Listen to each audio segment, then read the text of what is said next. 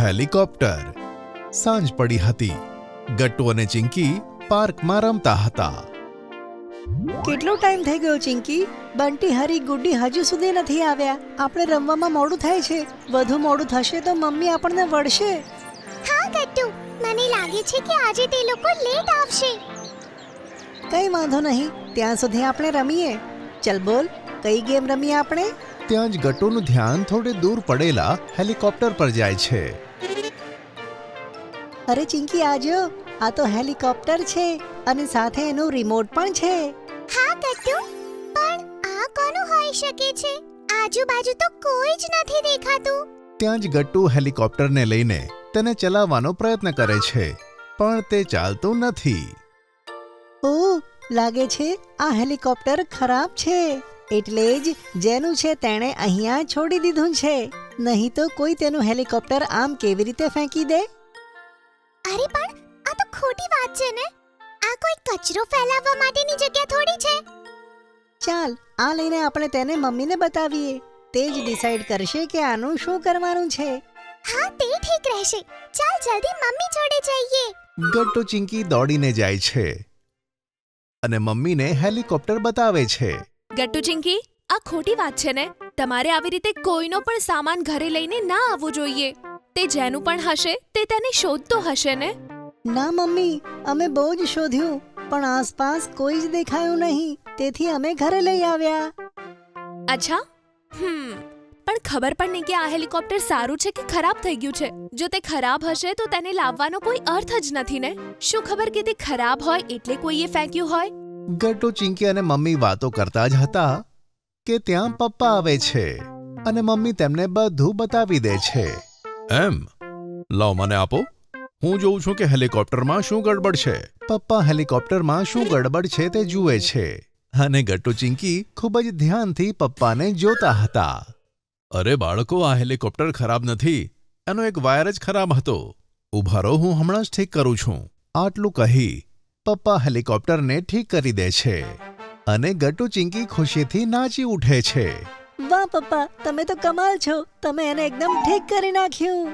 હા પપ્પા, thank you so much. Welcome બાળકો. પણ તમને પાક્કી ખબર છે ને કે આસપાસ કોઈ નહીં હતું કે જેનું આ હેલિકોપ્ટર છે? હા પપ્પા, અમે બરાબર ચેક કર્યું હતું. આસપાસ કોઈ નહીં હતું. સારું, તો પછી તમે રમી શકો છો. આ સાંભળી ગટ્ટુ અને ચિંકી ખૂબ જ ખુશ થાય છે અને બીજા દિવસે રમવાની આતુરતાથી રાહ જોવે છે. બીજો દિવસ ઉગે છે. ગટ્ટુ ચિંકી સ્કૂલેથી આવીને સીધા ગાર્ડનમાં રમવા માટે જાય છે. તેઓ પેલું હેલિકોપ્ટર ઉડાવવા માટે ખૂબ જ એક્સાઇટેડ હતા. વાહ ચિંકી, આ હેલિકોપ્ટર તો કેટલું ઉપર ઉડે છે. લાય ગટ્ટુ, હવે મારો વારો. હા ચિંકી, બસ 2 મિનિટ વધારે, પછી તું ઉડાવી લેજે. ગટ્ટુ ચિંકી હેલિકોપ્ટર ઉડાવતા જ હતા કે ત્યાં એક બાળક તેના પપ્પા સાથે આવે છે. હેલો, મારું નામ ચીકુ છે અને આ હેલિકોપ્ટર મારું છે. શું આ તારું છે? અમે તો કાલે બહુ જ શોધ્યું, પણ તું તો ક્યાંય નતો મળ્યો. હા, અને આ હેલિકોપ્ટર અમને અહીંયા જ પડેલું મળ્યું. જો આ તારું હેલિકોપ્ટર હોય તો તેને તે આમ રસ્તા પર કેમ ફેંકી દીધું હતું? સોરી, હું મારા હેલિકોપ્ટરથી વધારે સમય સુધી રમ્યો હતો અને પછી તે અચાનક જમીન પર પડી ગયું હતું. મને લાગ્યું કે હેલિકોપ્ટર ખરાબ થઈ ગયું છે, તેથી મેં તેને અહીંયા જ ફેંકી દીધું. ચીકુ, આ તે ખોટું કર્યું બેટા. ગમે ત્યાં સામાન ના ફેંકાય. સોરી પપ્પા, હું આગળથી ધ્યાન રાખીશ. પણ મિત્રો, આ હેલિકોપ્ટર તો ખરાબ થઈ ગયું હતું ને, તો તમે તેને ઠીક કેવી રીતે કર્યું? ચીકુની વાત સાંભળી ગટ્ટુ ચિંકી હસવા લાગે છે. ના ચીકુ, આ હેલિકોપ્ટર ખરાબ નહોતું થયું.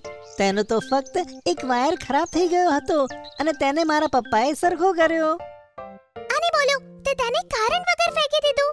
ગટ્ટુ, ચીકુને તેનું હેલિકોપ્ટર પાછું કરી દઈએ. શું? હા, સારું, ઠીક છે.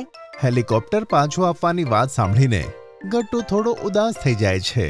તેમ છતાં તે ચીકુને હેલિકોપ્ટર પાછું આપવા તૈયાર થાય છે.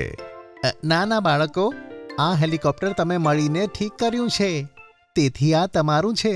એને અમારા તરફથી ગિફ્ટ સમજી લો. શું સાચું અંકલ અમે તેને રાખી શકીએ છીએ હા હા બાળકો બિલકુલ. અરે વાહ, thank you uncle, thank you ચીકુ. ચાલો એકવાર આપણે ત્રણે મળીને આ હેલિકોપ્ટર ઉડાડીએ, મજા આવશે. શું હું પણ તેને ઉડાવી શકું? કેમ નહીં, એમ તો આ ચીકુ તારું જ હતું ને. Thank you so much.